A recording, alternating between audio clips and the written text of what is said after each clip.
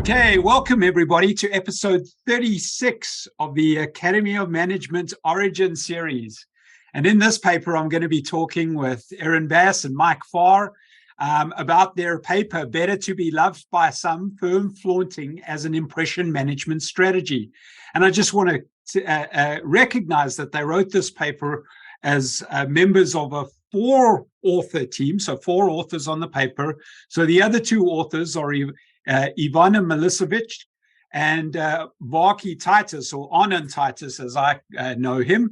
And they're not going to be joining us here today, but we will reference their contributions to the paper and what they've brought to this fascinating insight into firm impression management. But before we get into that, if I can just ask each of you to briefly introduce yourselves. So Erin, if we can start with you, and then we'll go to Mike, and then we'll get into some of the meat of the paper and what went into writing it. Sure. Yeah. Thanks for having us today. So I'm Erin Bass, and I'm an associate professor of management at the University of Nebraska, Omaha. Great. Thanks, Erin. Hey, Greg. I worked hard for you today. You're blessed. I'm Mike Pfarrer. I'm the Associate Dean for Research and Executive Programs at the University of Georgia. I'm also a professor of management. That's my home department. Been here for 14 years. So enjoying spending time talking with both of you. And the one comment I do just want to make about Mike for the rest of our listeners is a few weeks back, I did a little bit of analysis of the most prolific AMR authors over the last 10 years. And it was a pretty crude analysis, but my quick and crude analysis put Mike at the top of that list. So we're not only going to learn about this paper, but also hopefully get a little bit of insight into what drives some of that prolific ability to publish time and time again. It's probably just great co-author teams, but there might be a little bit more to it than that. Hey, Mike? That's good. That's very good. Yeah. So the paper here, I call it the firm flaunting paper, and we can get into that. But the paper we're discussing here today is Better to be Loved by Some, ? Firm Flaunting as an Impression Management Strategy. So do you want to kick off just by giving us the sort of 1-minute elevator pitch of what is this manuscript about? What's the essence of the message of the manuscript? Sure. Yeah, I can take a stab at it, and then Mike, feel free to fill in the gaps. So really, we started with this idea that we know that firms have this range of proactive impression management behaviors, and they use that really to manage impressions, but put themselves in a good light, so that if a negative event occurs, they've kind of got some chips in the bucket. So we are adding to that range by introducing flaunting. And we define flaunting in the beginning of the paper as ostentatious behaviors that display the firm's affluence and its robust resource base. So we really are taking this idea that people flaunt and firms can flaunt too. Once we've established that definition, then we go on to describe a two-part model that really gets at the crux of how and why flaunting can then reduce the impact of an unpredictable negative event on firm outcomes. And really what we get at is that flaunting enhances distinctiveness among stakeholder groups, those who like it and those who don't. And I'm sure we're going to talk about that over today's session. But really, there's also this group of people, or we put two groups of stakeholders who are more or less on the fence. And so if the flaunting firm can then elicit net positive evaluations, meaning keep some of those on the fence or maybe over on the more positive side, it's then able to buffer the impact of an unpredictable negative event. So that's really where we get the title from, is courting the love of some might be worth the cost of being disliked or even worse by others. Awesome. So give us a little sense, if you will, of just what do you mean by flaunting? Maybe what are some pragmatic examples? What is this notion of a firm going out and flaunting?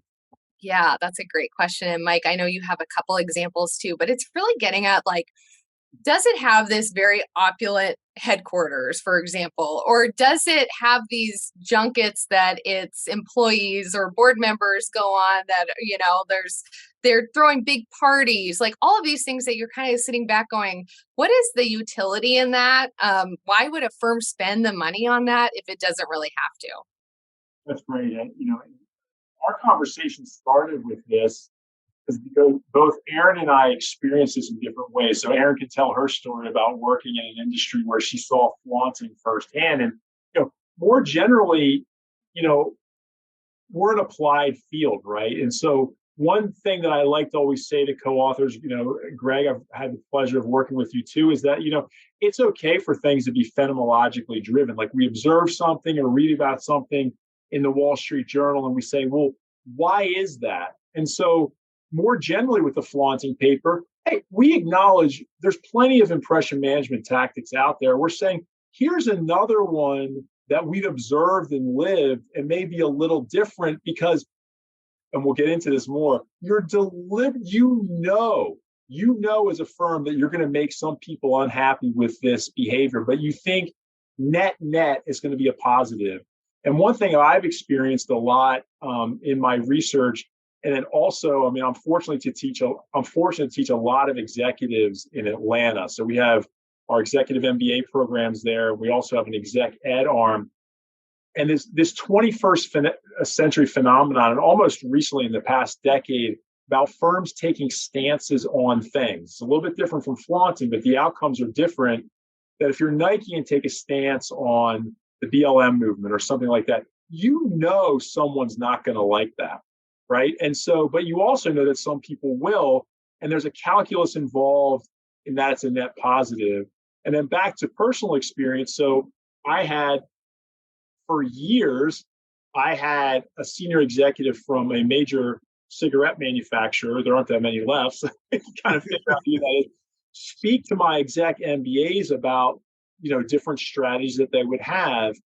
And, one of them is drawing in customers through ostentatious displays, as Erin mentioned, bringing them out to the Big Sky Ranch, right?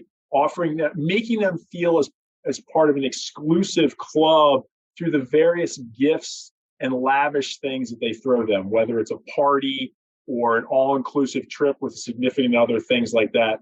And maybe Erin might want to share some of her experiences at work as well. Well, Erin, now that Mike's twice alluded to your story or industry exposure or experience, can you maybe just fill us in? And it's probably got some relevance to the germination of this as a research project. Yeah, absolutely. I hope this story lives up to lives up to the hype. But I used to work in energy before I came into academia, and I worked in oil and gas. And so this is back when, oil prices were really high and, everything was great with the industry. And we had these amazing trips and amazing parties. And just imagine like all of anything that you could think would be like totally extreme. We were doing those things just because, right? And part of it was to show that we were a very successful company, but there was some other things that were happening too, that we kind of actually then used that as the theoretical kind of basis for explaining why a firm would do this beyond just, burning money. And so that's really what we try to get into the paper is, why do firms do this and how could that be effective? So I lived it. It was a lived experience. And so you do, from a pure writing the paper standpoint now, in the first paragraph, you mention GoDaddy and ZZ Top. You mention Yeezy. You mention Tesla. And so you really do anchor quite strongly in writing the paper on these examples. What was the sort of logic of coming out so strongly with these very vivid examples up front? Did it evolve to that point, or how did you discuss and debate it as a set of as an author team to start in that way, which some would say is sort of very phenomenological and almost atheoretical from a sense, and yet we're in the theory journal of management? Yeah, that's a great question. And Mike, I want to let you handle that because you were the one who really talked about we can't theorize based on example. So I think that would be great for people to hear you talking about that. But I do want to mention one of the co-authors, Ivana Milosevic. She is incredible at finding examples. So anytime through the review process, someone was saying, like, does this really exist? She would be on it and be able to find that. So kind of speaking to playing to, everyone had a role, and that was one of the roles that she had that was really helpful. But Mike, I'll let you talk about theorizing from example. Yeah, that's a great point to bring in Eve on that, because she was exceptional at that. And also to give her more credit, because a lot of the things we talked about are derived from organizational behavior theories. I debt of gratitude to OB for my almost entire theoretical career, but Eva is steeped in those literatures, and she was really helpful there. To answer the question, it's really a great one. So in general, when writing theory, and Greg, I hope you agree with this, I think examples are really important, because one thing, again, I'm talking generally, is I like to say you're not saved by some fancy tables or interactions or anything on page 15, right? And so you have 30 to 35 pages that it's a master class in holding someone's attention. I mean that sincerely, not glibly, and also telling a logical story. And so examples really help in conceptualizing the potentially abstract arguments. Now, again, we're supposed to be an applied field, and so when Erin and I and team are making, mostly general arguments, we want to say, hey, and here's how it happens in the real world. The downside to that is always in the review process, especially in AMR, is that you can be accused of cherry picking examples, right? And so this will always be a challenge to folks out here. My experience is that some examples are better than none, but then make sure that your examples reiterate what you're talking about. Really what the examples here are is that they're not statistically significant support, of course, but they contextualize your argument so that people can say, oh, now I get it. Oh, Mike interacted with a cigarette company, or Erin worked in oil and gas. Now, before I stop, to answer your question about starting, that's also an interesting thing. So I typically do not start with a phenomenological, wow and got you, because of the potential that says that I just say, hey, what's the conversation that we're joining, right? What's the common ground? Maybe that makes me boring. The flip side to that is, and we have other excellent scholars in the field that say, hey, you're supposed to be good storytellers, right? Start with something that grabs people's attention. And so over time, and we only worked on the introduction, we only wrote 100 versions of the introduction, right? It coalesced through the author group, and it was a great group to work with, that we thought that this was the most effective way to start it. And then, of course, we also rely on reviewers and the editor to tell us, is this a good idea or not? And it seemed to resonate with them. So that's how we ended up there. Awesome. Well, thank you. And so one of the important points to take out of that is that examples can be valuable, and they generally are valuable, but you cannot theorize from examples. The theory needs to stand on its own and almost be able to exist independent of the examples. The examples just help bring it to life, help people remember it a little bit more saliently, or immediately connect with the theory. But if I remove that example from the paper should still be able to flow and exist. And I think that's exactly true. I started doing your 5 C's sort of strategy, and if I start on paragraph 2, I can kick into it. So so I think that's a really useful sort of issue to highlight around these examples. Yeah, I think that a great rule of thumb of that is, even if you take that first paragraph out, and I remember Erin and I talked about this a lot, and Greg, you have great experience here too, is that when you lead up to proposition 1 or argument 1, that should be theoretically motivated. You should have theory to answer the how and why question. It's often good to end that section with simply a for example that contextualizes the theoretical argument. but it should not be a substitute for the theoretical argument. Yeah. Awesome. Thank you. Can you take us back to when this project got started? So, what's the genesis of thinking about firms as Flaunting, and it's clear that you've each had exposure in your own right to it, but actually now starting to say we could or should write a paper on this. How did that come about? Yeah, so this was obviously an idea that I had right when I started the PhD of, what's something that I know that I've seen that is yet to be explained. And so flaunting really stuck with me for a while. And it was one of those things where you kind of shop the idea around. So like if we were at a conference or whatever, you're saying like, hey, what do you think? Like, is there anything that's in the literature that kind of speaks to this? And the answer kept on saying no, like no, no, no. So as our team started to assemble, it was really this idea that like no one's spoken about this yet. We've kind of have some anecdotal evidence, and it seems to be really relevant in practice, something that Mike talked about, like this phenomenon exists. And so that was kind of the genesis of how we decided to write a theory paper on this topic, and specifically within the audience of impression management. Awesome. It's interesting that one of the things that I've heard about with the sort of genesis of ideas is very often there's sort of a slow hunch. Someone's seen something, they've held on to it for a while, they've chatted to other people about it. And I think in particular with AMR papers, we're not writing papers about very quick sort of things that come and go. It's about more fundamental things. So if there's something that sort of you as someone out there feels like needs to be explained, seems to be somewhat persistent, one of the things I often suggest or tell people to do is put it away for a while and see if you can forget about it. If you can't forget about it, it's often worth writing a paper on it. If you easily forget about it, or it never comes up in conversation or in other things, then maybe it doesn't warrant a paper. So it sounded like you were in that sort of slow hunch mode for a while before you started to truly act on it in the form of writing a paper.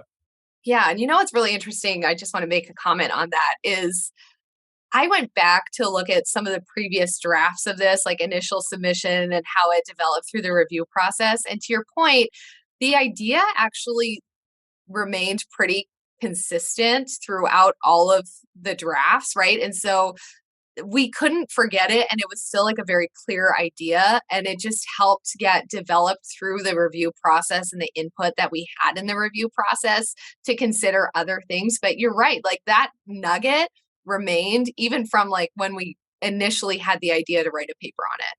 Yeah, that's awesome. So who's the target audience here? One of the things I notice is sort of this bridge. There's some OB stuff going on, impression management, but we're talking about things at a firm level. Who do you see as the sort of target audience, and how do you make sure you're speaking to them? Yeah, so I think our goal was that we would have macro impression management folks be the target audience for this paper, because it adds to that quiver or portfolio of, like some of Scott Graffin's work on anticipatory impression management, and colleagues, of course, many of whom I've been fortunate enough to work with myself. And then the reactive impression management, Annie Zavialova, John Bundy. And so even though we draw from social psych and even individual level theories, which, I said, admittedly done oftentimes in my career, we often ask that question, like, who do we want to read this paper? And we expect, in general, would be these macro behavioralists that deal with managing of perceptions. So you could call it the social evaluations crowd. Patrick Hawk could be in that group too, one of your colleagues and mine. But, generally the impression management crowd, but more among the macro or strategy scholars. Does that seem fair, Erin? Yeah. Oh, yeah, I think so. And honestly, we spent a lot of time talking about that too. So that was very intentional as part of developing the paper, is who is this paper intended for, right? And how do we make sure that we are in that conversation where all of those people that Mike mentioned and beyond, like being in that conversation with them? So I want to explore this a little further, because I think there's a technique or an approach that you've used that's really valuable and interesting, which is sort of reflected in table 1, where you take all the prior work that's been done in that space, each of the sort of major themes. So we've got voluntary disclosure, anticipatory aim, anticipatory impression management, ceremonial actions, and you line them up, you lay out their purpose, and then on the bottom of the table is flaunting. And so you're able to articulate very clearly what's been done before and why there's the space that hasn't been accounted for that this flaunting perspective can fill. Can you talk to us a little bit just about the conscious decision to sort of structure things in this way, to have a table, to write it up in the sort of theoretical background of the paper, to achieve what very clearly lays out a space for a new theoretical perspective in this sort of macro impression management space? Sure. You want me to go first? Yeah, you can go. So I think that's critical, and we'll talk more generally about what it means to make a contribution. But if you're looking at reviewers or editors like yourself, I mean, the meta goal of any paper in management is to say, how are we moving the field forward, right? So, and that's fundamentally, what do we know? So we can use fancy words like problematize the literature, right? And so where does the current literature stop, right? And then how does this add to it? And then, point 1A to that is just the classic, just because there's a gap doesn't mean it needs filling. And so Erin and I and the whole team had multiple conversations to say, and then, okay, I'm sorry. And then you also need to signal to the readership that you know what you're talking about, right? So this is the field as we know it, within reason, right? So it has all these different dimensions.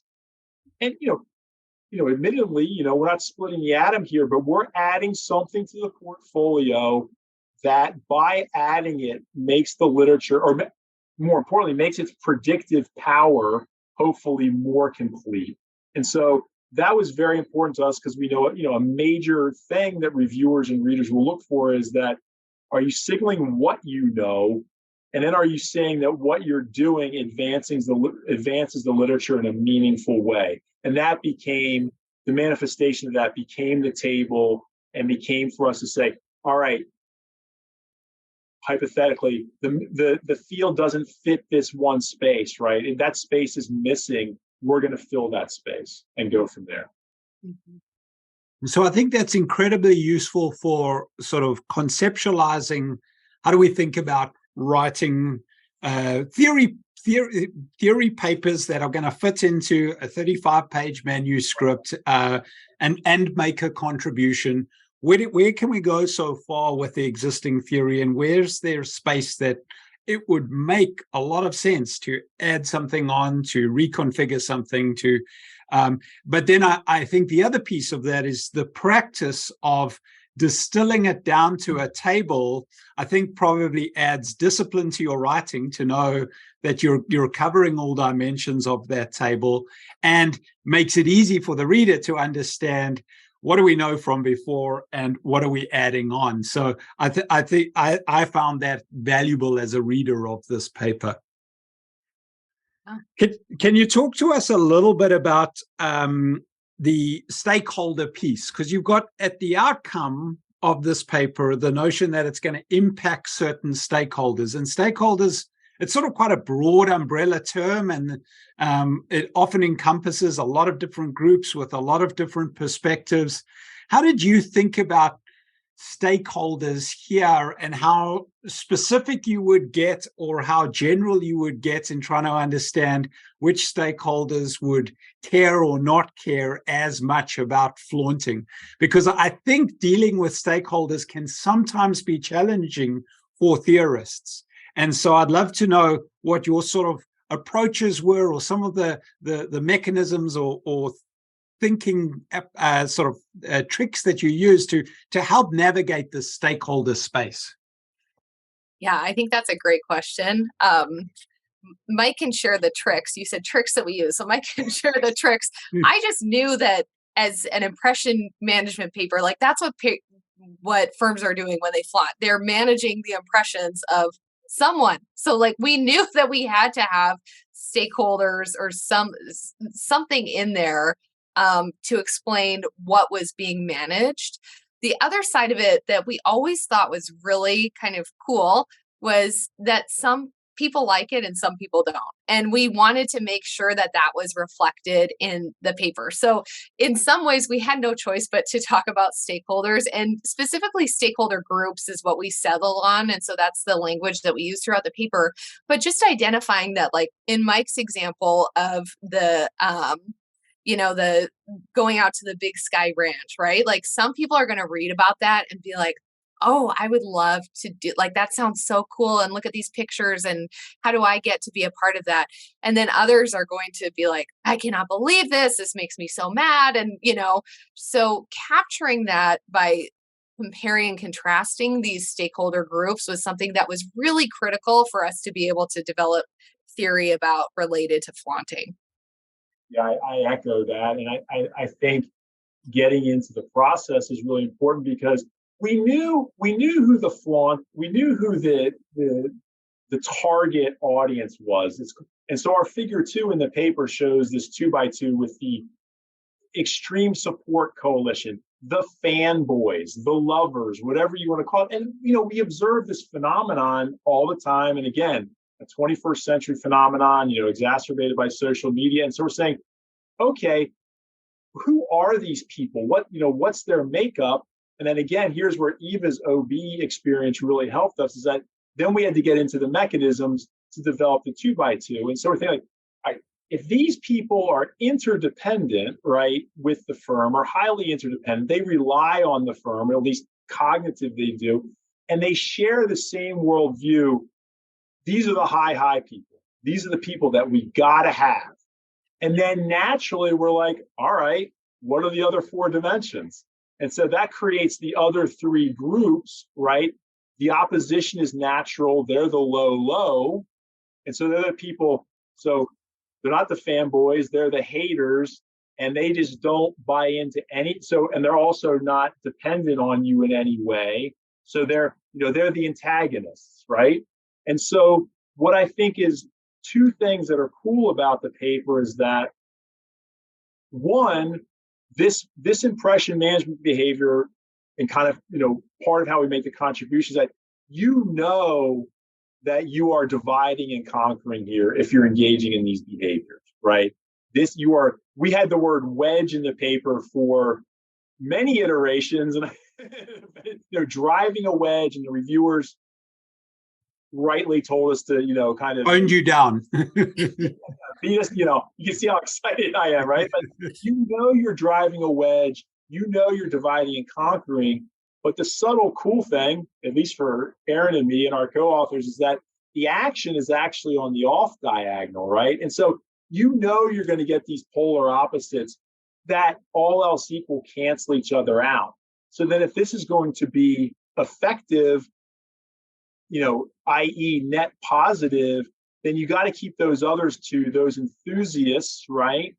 And those dissenters who are from neutral to subtly positive in your camp. And the back half of the paper really focuses more on getting them to stay, 2 things, stay on your side, but also not cross over into the fanboys, because that would make them less exclusive and disrupt the whole reason why you flaunt. So hopefully it's a little more intricate than one's led to believe, but that's what for us was really exciting.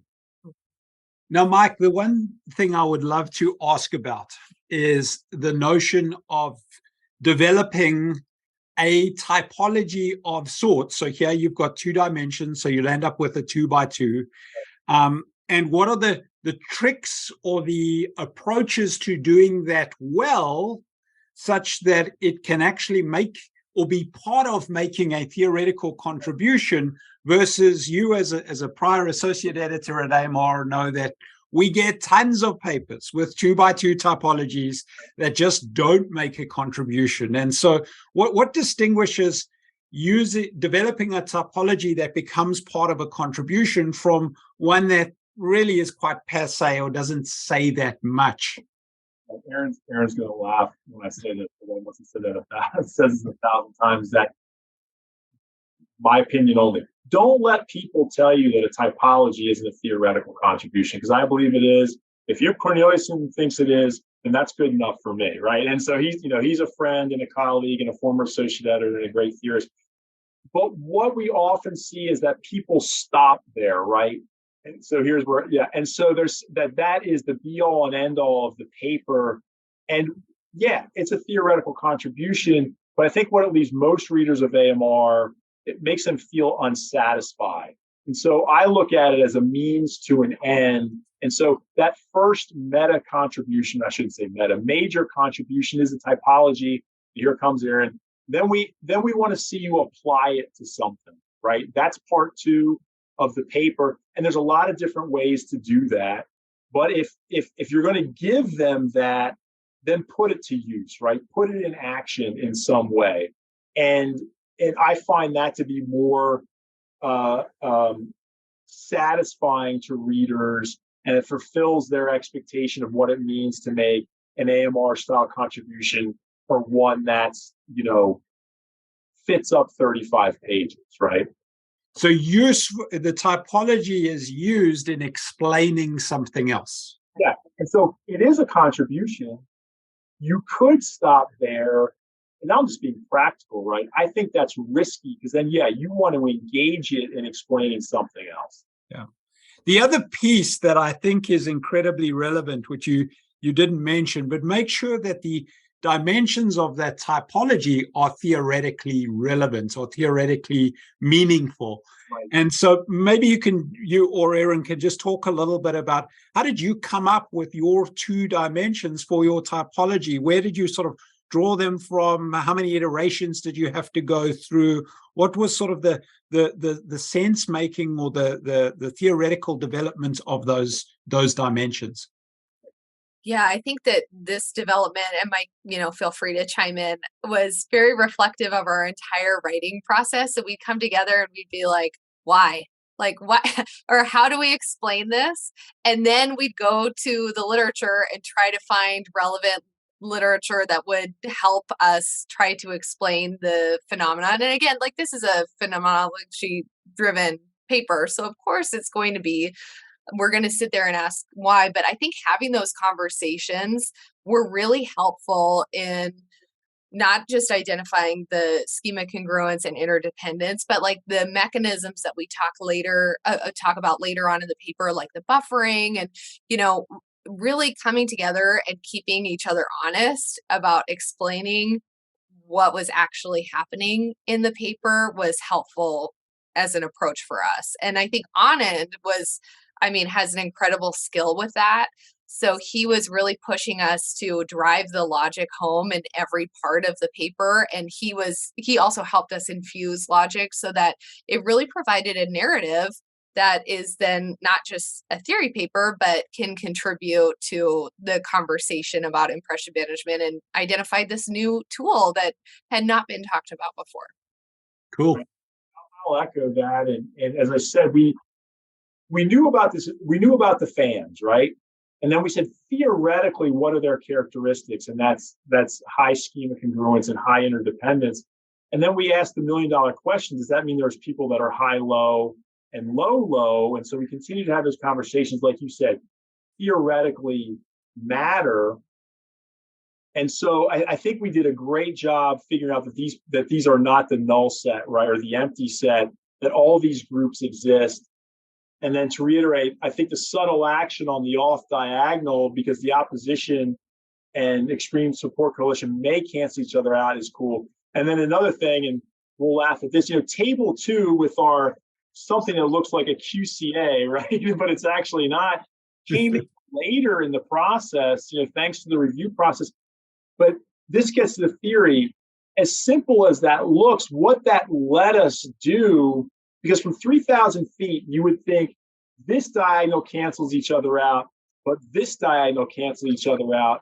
But what we were able to do by using these, having both one or neither of these, it actually made your evaluation more powerful, because we constantly had to justify why we thought overall it was net positive and not zero. And so that table came in a little bit later, and I think we did a good job theoretically, and the whole group deserves,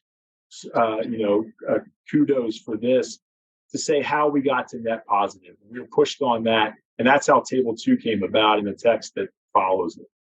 And so that table 2 is breaking down each of the groups as you've got in your typology, but then talking about their extrinsic benefits, intrinsic benefits, and the general strength of their evaluation. So you get at a more nuanced perspective of each of those audience groupings or stakeholder groups, as opposed to just strong, weak kind of notion.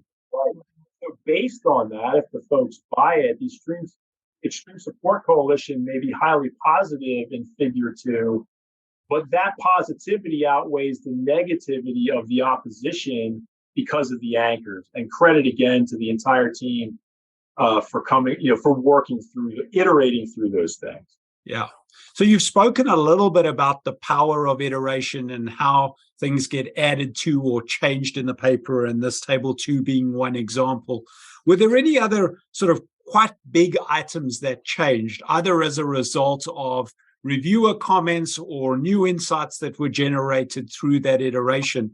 And just give a sense of sort of the some of the evolution of the paper for the sake of people who might not have submitted to AMR before and don't necessarily understand that these things change and evolve as they go through a review process. So, as shocking as it may seem, figure 1, which is our overarching figure, did not exist in the initial submission. So Mike is laughing because it's true. And after we added it, we were like, why did we not have this in the initial submission? But, it hadn't crossed our minds until a reviewer had pointed out the power of displaying what we had already had in the paper in terms of writing in a graphical sense, and kind of it foreshadows the entire story of the paper, because if you read the paper, you see that figure comes actually quite early in our theorizing, which we were strategic about too, right? Like we didn't want to put it at the very end, which there's value in doing that too, but we wanted to set the stage for the entire story itself and then walk through each piece of the figure. So that was a really big addition that happened as part of the review process for sure. I just want to double click on that notion of sort of creating a picture for your readers that comes out quite early, that allows them to follow the more nuanced, detailed stuff going on in the text. And so, although figure 1 is actually only fully explained towards the end of the paper, it comes out really early, but creates a roadmap for the reader to follow along as things go, which I found useful as a first-time reader of this paper. I think figures and tables are strategic and very helpful because, going back to what we said earlier, you're not saved by an interaction graph or a polynomial regression or something like that. And, many of us are anchored to that because that's how we're trained. And so roadmaps are great, something that's visual to be very practical to kind of break up the text. And we did say that because, Greg, you do it too. You should have a figure, if it's a conceptual model, to show how, the constructs link together, and then you use it as a roadmap. And the other thing I'll say is that in general, a reader should be able to pick up your paper, look at the figures and tables, and if you have propositions, say, read those propositions and even the section headings, and they should know what the paper is about. And so these things should all add value. And we can chuckle now, but thanks to a reviewer, we put in something that should have probably been in there from the very beginning. Awesome. So what impact do you hope that this paper will have? What's the sort of impact from a theoretical standpoint? What's the potential for empirical work, or maybe even, with executive MBAs and other executives thinking about doing different things? Can you give us a sense of where do we go next? So I can maybe I'll speak on the empirical side, and Mike, I'll let you speak on the theory side here. But empirically, we talk a little bit about the different empirical ways that this theory could be tested or extended with empirical work. And we're in a great time because, we are in the time of influencers, we're in the time of social media. And so firms really can't hide behind the scenes or like wait for a newspaper to come out to cover an article. Like these things are happening all the time. So I think leveraging social media, we talk about qualitative work and really kind of digging into the stakeholder group movement or distinctiveness, how they actually respond to a firm that flaunts could be really interesting work that, we're hoping that the theory that we've laid out here is laying the groundwork for those empirical investigations to happen. Yeah, I concur with that. And I'll say again, AMR is biased, but it's a great tool for management scholars. I mean, I think we're the best storytellers in business schools. I think this is an amazing outlet that allows us to do this. I highly disagree when people say that these propositions and arguments aren't tested. I've had some of my own papers tested, and it's a highly cited journal. So people are using it in empirical work, right? But let's be candid or practical or humble. This is mid-range theory, right? I mean, you want to do one thing well, ostensibly in 35 pages. And Greg, I know you've talked about this too. And I would always err on doing less rather than more because, and again, it's not slippery slope, but finding the inflection point is hard. But we make a humble contribution. We acknowledge that the impression management literature may be missing something in its portfolio of actions. And we're seeing it in real time in the social media era when firms are trying to draw attention in a very crowded space. And I draw the analogs to some of my own, someone said, sum up your research in a couple of words. I'm like, it's all about trade-offs, right? It's like, and so this, I think, practically exposes that firms can't please all the people all the time in terms of how they interact with stakeholders or society at large. And in an era when they can go directly to stakeholders or even the person on their couch, right, who suddenly becomes part of the narrative because they can tweet about it on social media. The firms strategically know that they may be driving people away, but it's a strategic calculus to say net, this is probably a good move for us, whether it's Nike or Starbucks or the oil and gas industry flaunting. I see flaunting as part of a bigger story about how firms are drawing attention to themselves, knowing that they're not going to please all the people all the time, and the ramifications of that. And I mean, the thing that struck me is there is a group of firms that are almost anti-flaunters. Erin, you're in Nebraska. A lot of the Berkshire Hathaway firms are almost like, we're going to have the most down-to-earth head office possible. We're never going to put on anything outside of work hours, but they're doing that almost with an impression management perspective, that we're creating an alternative perspective of how a firm should be conceived, and so I almost thought of an opportunity there to disentangle. Is it driven by industry? Is it driven by the stakeholder you're trying to appeal to?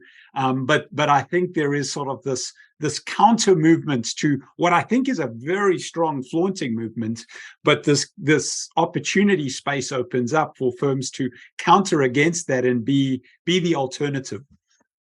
100%. Yeah, we totally agree. And that was actually a question that we had throughout the whole thing. We wanted to make sure this wasn't just something that happens in one industry, right? And so as we were doing our research, and part of where you see all the examples is we see it happen across industries. So it can't just be an industry thing. There's something else that's driving this behavior too, to your point. And so uncovering that could be like a great next step. I call it the John Deere effect, and I think it's certainly correlated with industry, but it's, for tortoise and hare is putting yourself out there, you run the risk of more extreme evaluations where if you just stay under the radar. And I also agree in my conversations with a lot of executives in the industry and also scholars like you all here is that will the pendulum swing back? And Disney's a good example right now. I mean, and we talk about Delta a lot in Atlanta, that if you ask a lot of the state that you work in, you also are beholden to some things that regulators will have to say. And the most recent Disney example in Florida was, hey, they put a stake in the ground and they wanted to support their employees, and they got their hands slapped a little bit. And I won't forget the Wall Street Journal headline after that is that Disney will now remain silent on this issue, like in the headline, right? And so the power of silence, power of reticence can mean something too. I'm glad that you brought that up. I agree that it too is a strategy, right? Yeah, it's almost conscious. So Mike, have you had a chance in your executive MBAs to bring up this notion, to ever discuss it in any of your classes? And the bigger question is, do you find that there is an opportunity to bring out what you might be writing about in AMR and sort of make reference to it as you're getting down to the practicals of how do you lead, how do you make decisions, how do you manage large corporations? I'm really fortunate in that way. And for the folks out there, this is kind of a natural evolution of your career. So I've been at this for 20 years now, and it worked in industry for about 10 before I got my PhD. And what I find, and hopefully I hope Erin agrees, is that a lot of my research on impression management or crisis management is, I think, applicable to the real world. But what I get to do is I get to bounce some of those things off, a senior VP at Home Depot or Delta or Coke. These are Atlanta-based organizations, and have them nod or call me out on it, right? And so I have talked a lot about flaunting with those folks in those classes, along with making a claim on social issues, about being a celebrity firm and managing crises. So it's great feedback for us as scholars, I keep saying, in an applied field, to get the feedback that this stuff matters. So I've had a lot of fun with it. Yeah. Awesome. Erin, last question for you. What did you learn from the process of writing an AMR paper, from this paper in particular, and getting the opportunity to work with Mike, who, publishes an AMR paper every third month, it seems, but it's not quite that, but it could be close to that. But what did you learn that I think you might pass on to your students or to others that you work with in the past, and that might be relevant to someone out there who wants to publish in AMR? Mm-hmm. Yeah, that's a great question. So, this is my first theory paper I had ever written. So everything was new for me. And, to your point, Mike is so seasoned and knows things that I just kept my mind open. I think our whole author team did, really keeping our mind open to where the process was going to take us, how it was going to unfold. Because I think, Mike, you're probably the one who could say this. Every paper is probably a little bit different with how it develops and how it unfolds. And so we had an amazing author team. So that really, really helped. We all really contributed in different ways, but in concert, if you can imagine that. And so that was, I think, really important to get the right people working, people who you enjoy working with. And then it's really fun, because I think one of the things that Mike shared with us is, if you're writing a theory paper, like, all you have is your pen, right? And so it's a huge challenge to that's all you have. That's your only tool. That's your only weapon. So I think I learned a lot from just working alongside him and the others, and trying to push this through. And then the last thing that I will say is, really that, like, I think Mike will say, like, I'm kind of relentless. Like, I just don't take no for an answer. And so even having this idea in the PhD and sticking with it, and you just kind of keep taking one step at a time instead of thinking about the whole process, was a really helpful approach for me too. Awesome. I'm glad you said that, because that was one thing I really wanted to give you credit for. And so, yeah, philosophically, I like to say, hey, it's you and your pen for 35 pages. can you construct a logically consistent story that people follow and also see the value in the contribution, right? I'm not trying to wax over poetic here, but you know what I mean. And then bring in those pictures, right? People like pictures to anchor your story and examples.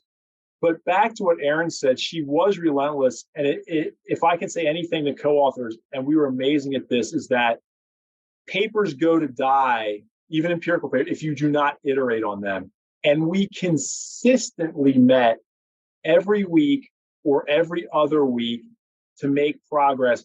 And if you get out of, I'll say, the high school mentality, because I guess that was me in high school, about writing everything at the last minute, and just do a little bit a day. So we're, just get that introduction done and then meet. You're going to make slow and steady progress, but please meet consistently, because if you don't, you're not anchored by any methods or anything like that. And Erin was relentless, and as the first author, an exceptional writer, but making sure we all came together on a regular basis. Well, thank you. Thank you to both of you for sharing your background insights on the paper, on working together, on working as part of a bigger team, and on your contributions to AMR in multiple different ways. So, Mike, you've been an associate editor. I'm an associate editor right now, largely thanks to your support and just working with me. And so thank you for your continued service. And Erin, thanks for being so open, honest, and just willing to share setting up this meeting. I hope everyone's got benefit from it. I certainly have. And every one of these AMR Origins series interviews seems to add another piece to the puzzle. And this was a big, important piece. So thanks very much. Thanks so much for the opportunity. It was great.